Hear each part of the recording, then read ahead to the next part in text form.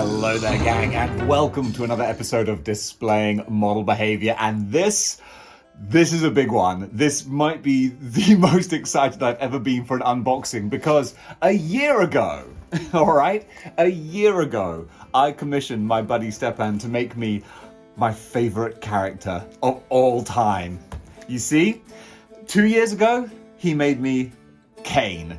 So badass. I grew up loving the Clone Saga and I always wanted a classic 90s Kane, and he made him and he's incredible. So I said, dude, there's only one Spider brother left. Spidercide. And I want him in my collection. And he was like, let's do it. So flash forward, 6 months after that, he had Spidercide finished. And I was like, send that sucker over to me. He posted him.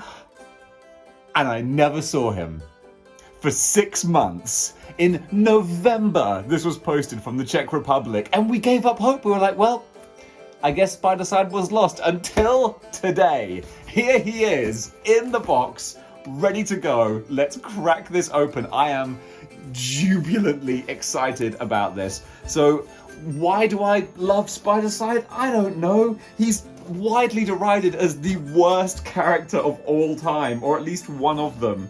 He is everything that is wrong with the Clone Saga, but he is also a giant, psychotic version of Peter Parker who can morph blades and axes out of his hands, and he's everything that's cool about symbiotes.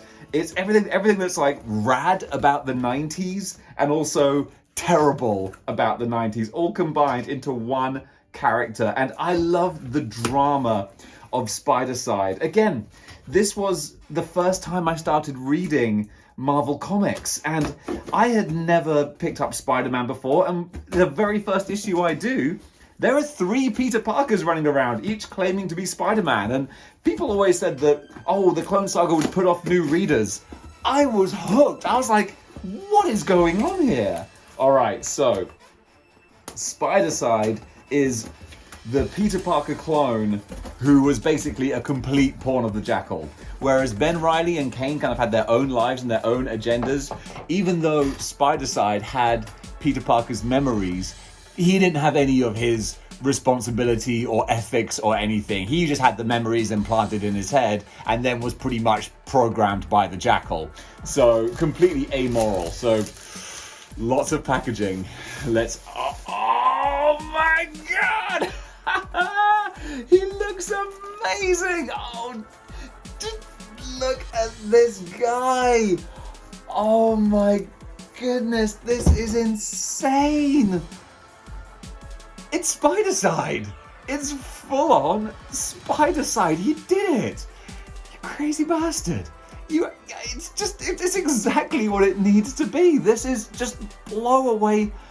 I'm gobsmacked. I'm completely gobsmacked. This is just amazing. Absolutely amazing. Just the face is nailed and it's all extra sculpting around it. This is incredible. I'm just blown away. And the boots. He's actually, I don't know if he 3D printed the boots, but they're amazing because it's a really impossible to make design, but he's made it work. This is just mind-blowing. Oh gosh, I'm blown away by this. This is just incredible. So, okay, reviewer hat on now. So this is the Caliban Buck, which I'm amazed that Hasbro haven't used more, because it's a great sort of giant but not insane sized buck. It's just the right kind of proportions for a big monstrous character, and Spidercide should be monstrous. So this is what it is. Again, this is what would happen. I love like evil doppelgangers and stuff. So, you know, like Kane is what if Spider-Man broke bad.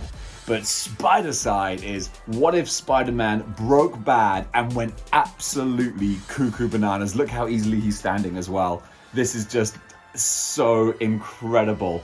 You know, I want to, you know, like pose him up and really go crazy, but I know that even though there's been a lot of sanding of the joints to make sure that there's no paint rub, I want to be so careful with him because This is just incredible. Look at the details on the teeth, the shadowing and shading. Of course, this head was from the Select Venom.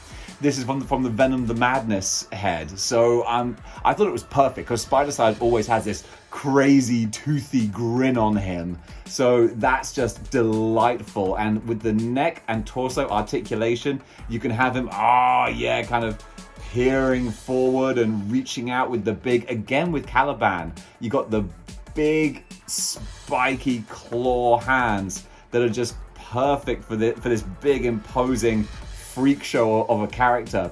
And you see he's also sculpted on the wonderful claws, the spikes on his forearms as well. Such a mean, threatening look. And gosh, he's got the thigh swivel actually works perfectly without breaking up the paint. That is just beautiful.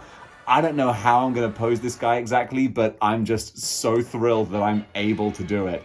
Guys, Spidercide is incredible. I'm just absolutely so happy. Let's stack him up, all right? Let's stack him up next to his clone brothers. We've got the beautiful custom clone Kane here. Clone Kane, not an easy thing to say.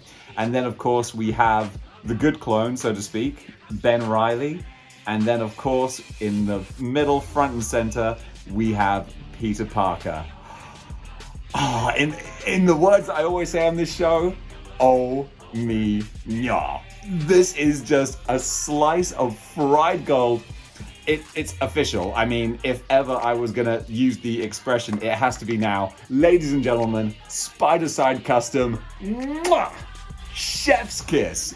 Absolutely stunning. The metallic, I love the metallic blue and then the flat matte red works so well together. I think if he was all metallic, it would look a bit too much. It would look maybe, I don't know, sort of synthetic or like armor or like a robot or something, but having just the metallic blue play off against and really stand out in juxtaposition to the flat darker red works so well. And of course with the Caliban buck, you can see the veins on the muscles and on the thighs, and he just looks so gnarly.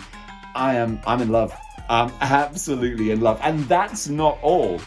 Because he's a shapeshifter, we also have an extra, just like any good deluxe Hasbro figure, we have an extra replaceable hand of the blade, the scythe blade, so we can pop this hand off and we can put the blade hand on to make. Do I want to take it off? Yeah, come on, let's do it.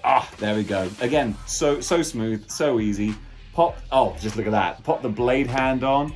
There you go. Now Spidercide is going to do some real damage.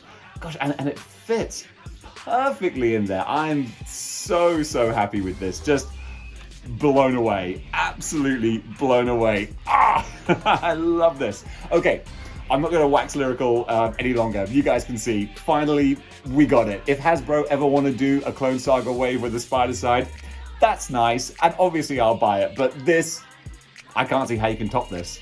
The size is perfect. A lot of people debate, maybe like 2 people in the world debate how big or small Spidercide should be.